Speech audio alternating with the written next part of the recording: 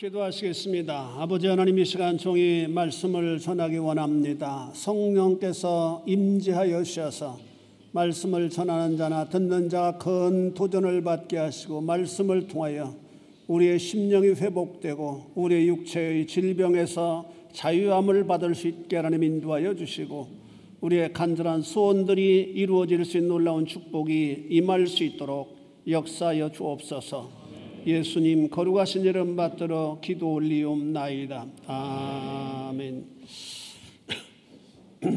사람이 참으로 안식을 얻기 위해서는 변화되어야 되고 그 변화는 주님을 통해서만 이루어지도록 되어 있습니다. 팀 한세라고 하는 유명한 교육자가 10년 만에 만난 친구에 대해서 소개합니다. 10년 전에도 그 친구는 아주 성실한 그리스도인이었는데 10년 만에 다시 만났을 때 더 놀라운 모습으로 변해 있는 모습을 발견하게 되었습니다. 그는 성령에 충만했고 기쁨과 확신에 가득 차 있었어요. 그래서 물어보았습니다. 내게 무슨 일이 일어났는지 나에게 좀 설명해 줄 수 있겠어? 그랬더니 그럼 나는 로마서를 다시 읽고 내가 정말 죄인이라고 하는 것과 성령님께서 내 안에 오셨음을 깨달은 후부터 나는 변화되어서, 그것은 전에도 마찬가지였잖아. 맞아, 난 죄인이라는 것을 항상 알고 있어서, 그러나 전에는 내가 크리스천이 되었기 때문에 더 이상 죄를 지어서는 안 된다고 늘 생각했었지. 내가 잘못을 저지를 때면 나는 며칠 동안 자신을 저주했어. 그리고 고통스러워했고 괴로워했어. 그런데 로마서를 읽고 두 가지 중대한 사실을 깨달아서, 첫째로 나는 내가 죄인이고 또 앞으로도 죄를 지을 수밖에 없다고 하는 것을 깨달아서 난 언제나 이기적이고 죄를 선택하게 될 것이라고 하는 것이지, 그부터 내가 죄를 범해도 숨기거나 좌절하지 않게 되어서 죄책감으로 나를 쥐어뜯는 일은 하지 않게 되었지. 오래전에 로렌스 형제가 당신은 죄를 지었을 때 어떻게 하느냐는 질문을 사람들에게 받는다고 해. 그때 그가 뭐라고 대답했는지 알아? 나는 그저 하나님께 고백하고 나서 계속 살지요 라고 말했대.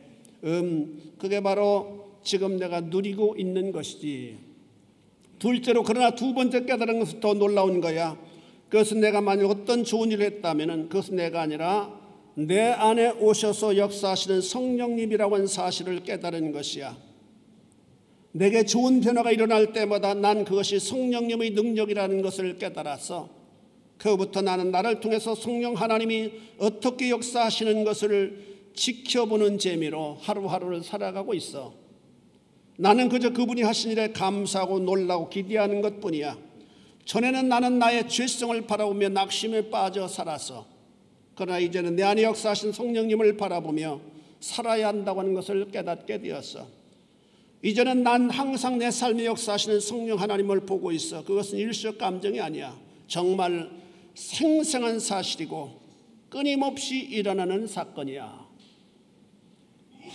내 친구는 변화되었습니다. 나쁜 사람으로부터 좋은 사람으로서가 아니라 좋은 사람으로부터 놀라운 사람으로 말입니다.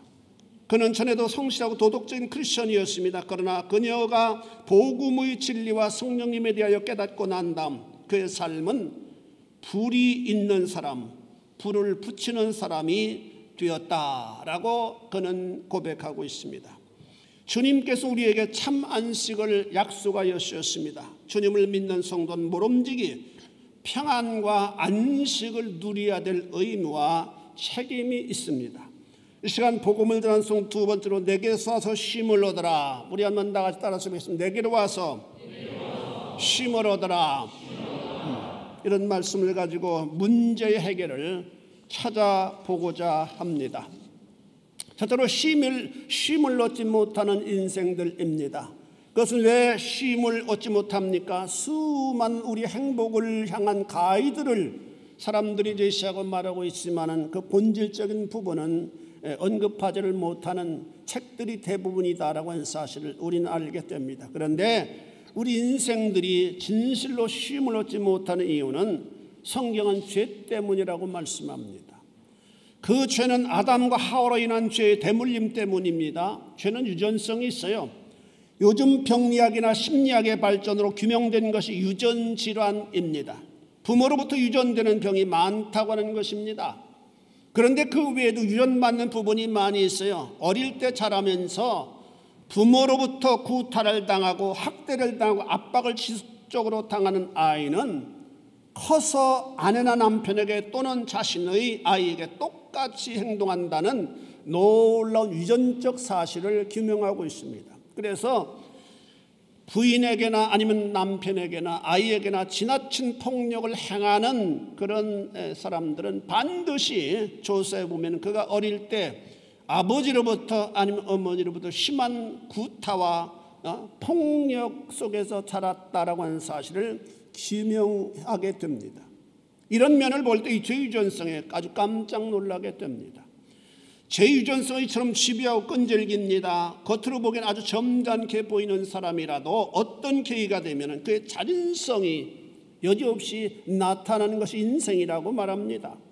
나치 포로 수용소에서 아주 특별하게 잔인하게 행동했던 사람들을 조사했던, 특별히 아이만 같은 사람들, 아주 굉장히 잔인하게 했던, 보통 이성을 가진 사람은 행할 수 없는 그런 폭력성과 잔인성을 보이는 사람들을 특별히 연구한 그런 연구 결과를 보면은 한마디로 그런 사람이라고 해서 머리에 뿔 난 것이 아니었다고 하는 사실입니다. 특별한 점을 전혀 찾아볼 수 없었다고 합니다. 그렇다면 모든 인간 아주 평범하게 보이지만은 어떤 상황에 이르게 될 때 잠재된 부패한 속성이 고기를 들고 일어나서 짐승 이상의 잔인성을 보일 수 있다고 하는 사실을 규명하게 되었습니다. 이런 잔인성의 밑바닥에는 죄로 인한 부패성이 항존하고 있기 때문이다 라고 하는 사실입니다. 그 문제를 그래서 해결해야만 인생은 참 안식을 누릴 수 있게 됩니다. 뿐만 아니라 삶의 무게 때문일 수 있습니다. 인간은 범죄함으로 하나님의 저주를 받았습니다. 그 저주가 남자에게는 가족을 부양하기 위해서 얼굴에 땀이 흘러야 먹고 살 수 있게 하시는 것이고, 여자에게는 큰 고통으로 아이를 낳아야 하는 것이라고 창세기 4장 16절 이하는 말씀합니다. 이 두 가지는 주님 다시 오시는 순간까지 지속되는 일입니다. 요즘 온 세계가 경제적인 한파를 우리가 당하고 있으므로 말미암아 얼마나 삶이 어려운 것인가라고 하는 사실을 기사화되는 신문 기사가 자주 등장하고 있습니다. 우리가 살아가는 삶 자체가 힘들고 무거운 짐이다라고 하는 사실입니다. 두 번째로는 진정한 쉼을 얻으려면 나의 무거운 짐을 알아야만 합니다. 인생은 누구나 무거운 짐을 짊어지고 살아가는 존재입니다. 삶의 무게로 인해서 고통당하지 않는 인생 그 누구도 없다고 볼 수 있습니다. 특히 요즘에는 세계적인 경제적 고통으로 어려움을 당하는 사람들이 아주 굉장히 많다고 하는 기사들을 보는데, 그런데 놀라운 것은 실제로 당하는 것보다 언론 보도나 소문을 통해 느끼는 불안감이 심리적으로 훨씬 더 크다고 합니다. 연일 경제적 문제로 인한 참상들이 보도됨으로 말미암아 사람들은 자기도 모르게 불안감이 휩싸이게 되어진다. 이런 것들이 어떤 의미에서 우리의 무거운 짐일 수 있습니다.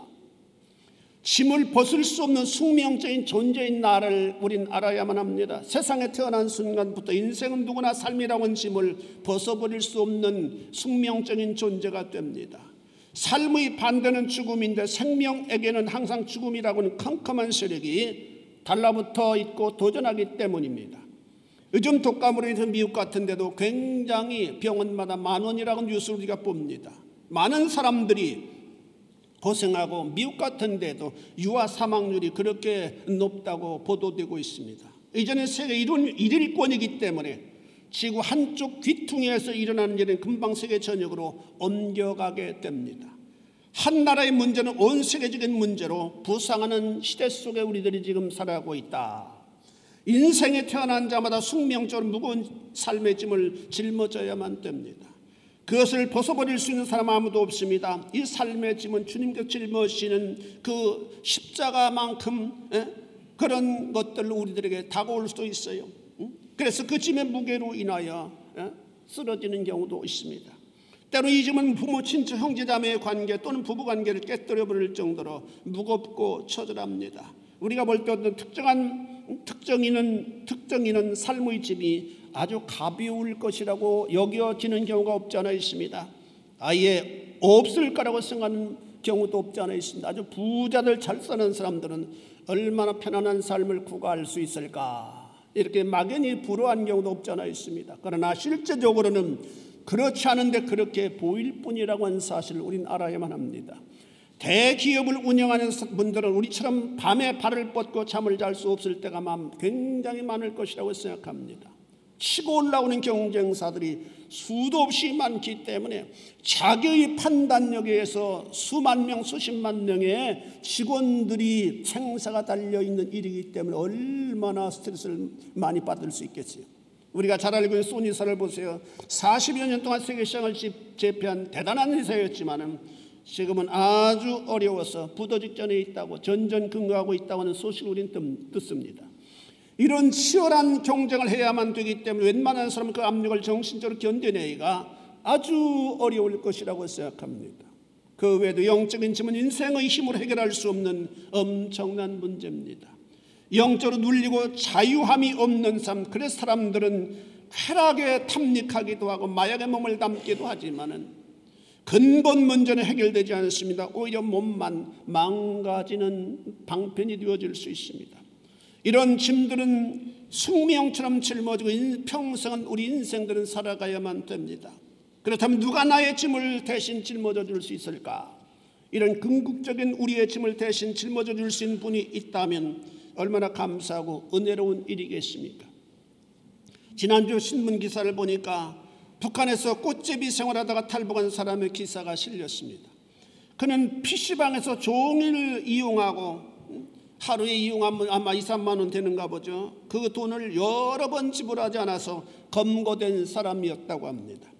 아직 젊은 20대로 2010년 임대 아파트의 보증금 750만 원을 대부업체에게 압류를 당했다고 합니다. 조사 결과에 의하면 3년 전 탈북 과정에서 북한 보위복에 붙잡혀서 엄청나게 많이 두드려 맞았는데 그때 부러진 코와 눈, 머리뼈를 수술하면서 빌린 400만 원 때문에 전세 보증금이 날아가 버렸다고 합니다.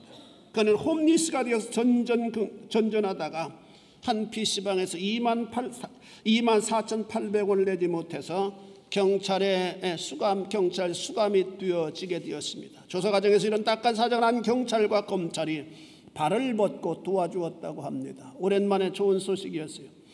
김씨의 구속을 취하고 담당 검사 수사관이 수배 해지를 위한 벌금 45만 원을 대신 내주고 점포와 목도리도 사주었다고 합니다. 동부지검장은 사비로 30만 원을 주기도 했습니다. 탈북자는 경찰과 검찰이 이런 호의를 받고 다시 한번 대단한 결심을 하고 내가 홀로 서겠다고 이제부터는 정말 이 은혜를 보답한 마음으로 열심을 다해서 건강한 삶을 구가하겠다고 결심했다고 하는 그런 흐뭇한 기사였습니다. 대신 짐을 져준다고 하는 것은 본인에게 큰 감동의 순간이 되어질 수가 있다라고 하는 사실입니다. 그런데 우리 주님 예수 그리스도께서 우리의 짐을 대신 짊어지셨다고 말씀합니다.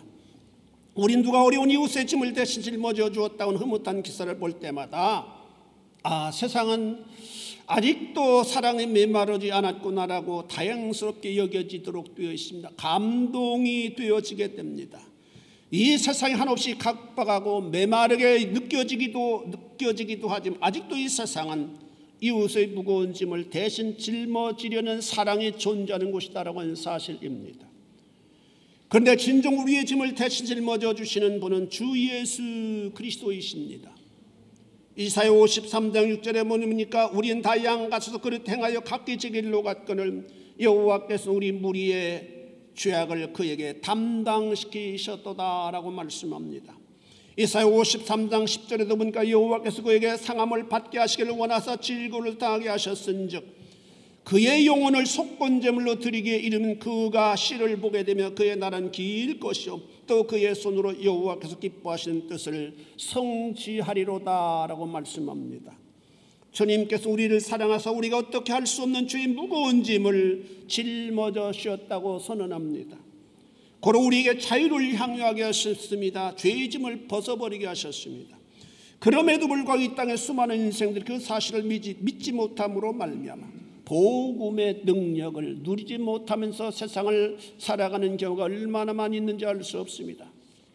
우리의 짐을 대신 짊어지신 예수 그리스도, 고로 우리는 우리 무거운 짐을 주님께 맡겨드릴 수 있는 자들이 되어져야만 됩니다. 매일매일 살아가면서 만나는 모든 짐들을 말입니다. 어떻게 맡깁니까? 그것은 주님 앞에 고함으로 맡겨드리는 겁니다. 주님, 내가 이런 무거운 짐이 있습니다. 이 짐을 십자가 앞에 내려놓기를 원하오니 주님이 대신 짊어져 주십시오.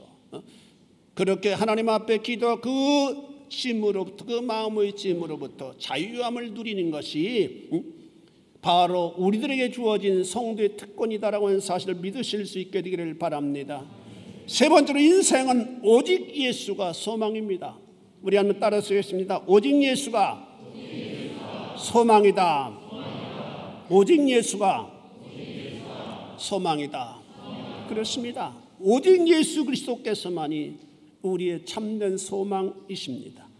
제자들과 함께 변화산성에 올라간 제자들 놀라운 광경을 목격했어요. 예수님의 옷차림이 막 사람이 빨래로 깨끗하게 할 수 없는 것처럼 아주 광채가 찬란한 광채가 나게 되었고, 그렇게 마음속으로 존경에 맞이했던 모세와 엘리야가 나타나서 주님과 더불어 대화하는 놀라운 광경을 베드로와 요한과 야고보는 목격하게 되었습니다. 그것이 너무 황홀해서 이곳이 좋습니다. 저 세상에 내려가기만 하면 매일 주님을 잡으려고 공격하고 저주하고 욕하는 자들, 돌멩이를 던지는 사람들이 가득한데, 저 세상에 내려가지 말고 이렇게 좋은 세상에서, 이렇게 좋은 곳에서 그냥 살았으면 좋겠습니다. 우리가 초막셋을 짓겠으니까 하나는 주님을 위해서, 하나는 모세를 위해서, 그리고 엘리야를 위해서 만들어 여기서 살자고 요청을 했습니다. 그런데 조금 있다가 하늘에서 음성이 들렸습니다. 너희는 저희 말을 들으라 라고 하시는 하나님, 성부 하나님의 음성이었습니다. 그리고 조금 있다 보니까 갑자기 모든 것이 사라져버리고 오직 예수만 보였다라고 말씀합니다. 오직 예수 그리스도만 보였다. 이 사건이 시사한 바가 큽니다. 인생이 불완전한 생에서 바라봐야 될 때에서 오직 예수 그리스도밖에 없다고 하는 사실입니다. 인생에서 예수 그리스도만이 참된 소망이십니다. 믿으시길 축원합니다. 주님께서 말씀하셨습니다. 나로 인해서 실망하지 않는 자는 복되도다라고 말입니다. 예수 그리스도는 이 땅의 모든 인생들이 목표하고 소망하고 믿어야 할 유일무이한 대상입니다. 하나님 우리를 위해서 예수 그리스도를 보내셨기 때문입니다. 여러분은 알지 못하겠지만, 깨닫지 못하겠지만 우리 곁에는 예수 그리스도께서 성령으로 우리 마음에 들어와 계신다고 하는 사실 믿으실 수 있게 되기를 바랍니다. 뿐만 아니라 히브리서에 보면은 여러분들 케어하도록 하나님께서 천사를 보내셨다고 말씀하고 있습니다. 우리 주변에 눈이 어두워서 보이지는 않지만은 성도 여러분 한 사람 한 사람에게마다 하나님께서 여러분들 돕도록, 여러분들을 섬기도록 보내신 천사가 동행한다고 하는 사실을 믿으실 수 있게 되기를 바랍니다. 그리고 담대한 믿음을 붙잡으실 수 있게 되기를 바랍니다. 사랑하는 성도 여러분, 주님 우리를 초청하여 주셨습니다. 수고하고 무거운 짐진 자들아 다 내게로 오라, 내가 너희를 편히 쉬게 하여 준다고 말입니다. 하나님은 나간 인생길을 피곤하게 살아가야 하는 우리에게 메시아 되신 예수 그리스도를 보내주셨습니다. 그분이야말로 진정한 우리의 소망이요 생명 되신 분입니다. 그분은 우리의 고통스러운 삶을 친히 경험하신 분입니다. 그래서 우리의 고통을 잘 아시고 이해하시는 분입니다. 그는 우리를 동정하사 불쌍히 여겨주셨습니다. 그리고 우리에게 참된 안식을 약속하여 주셨습니다.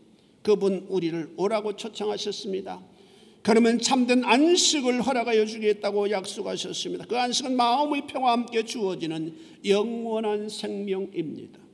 그것은 그 누구도 줄 수 없는 것입니다. 하나님의 아들로 오신 예수 그리스도께서만 주실 수 있는 은혜의 위대한 선물입니다. 그분에게로 다가갈 때 특별한 준비가 필요 없습니다. 내 모습 이대로 나아가기만 하면 됩니다. 단장하거나 꾸밀 필요가 없습니다. 그분에게 나아가기만 하면은 그분은 달려나와 환영하며 나를 포옹하여 주시는 분이라고 말씀합니다. 나를 사랑하사 날 위해 십자가에 달려 죽으신 분이시기 때문입니다. 주님을 나의 구주로 받아들이고 항상 힘들고 어려울 때마다 주님을 찾으심으로 말미암아 참된 안식을 경험하는 성도 여러분들이 되어질 수 있기를 주님의 이름으로 축원해 드립니다. 기도하시겠습니다. 자비하신 아버지 하나님, 주님의 은혜를 감사합니다. 아버지, 우리는 이 땅을 살아가면서 때때로 고독합니다. 때때로 우울할 때가 없지 않아 있습니다. 우리의 미래를 살펴볼 때 막연한 불안감이 우리를 지배할 때도 없지 않아 있습니다. 아버지, 그럴 때마다 나와 함께 하시는 주님, 나와 동행하시는 주님, 나를 불러주신 주님, 나를 섬기기 위해서 천사까지 보내신 하나님, 그분을 기억하게 하나님 인도하여 주셔서 어떤 경우에서든지 아버님 찾아가라거나 낭망하지 말게 하나님 인도하여 주시고, 언제나 주님을 아버님의 일어서서 바라보게 하나님 인도하시고, 주님을 요청하게 하시고, 주님을 찬송할 수 있는 심령들이 되어짐으로 말미암아 주님 주신 위대한 평화가 그 마음을 지배하게 하시고 강가처럼 넘칠 수 있는 삶이 되어질 수 있도록 주님 축복하여 주옵소서. 아버님의 생명은 부유한 데 있지 않다고 말씀하고 있습니다. 아버지 하나님, 우리에게 돈이 좀 없다 할지라도 낙심하지 말게 하시고, 아버지 주님 주시는 평강 때문에 소망과 기쁨이 가득할 수 있는 심령들이 되어질 수 있도록 주님 축복해 주옵소서. 예수님 거룩하신 이름 받들어 기도 올리옵나이다. 우리 찬송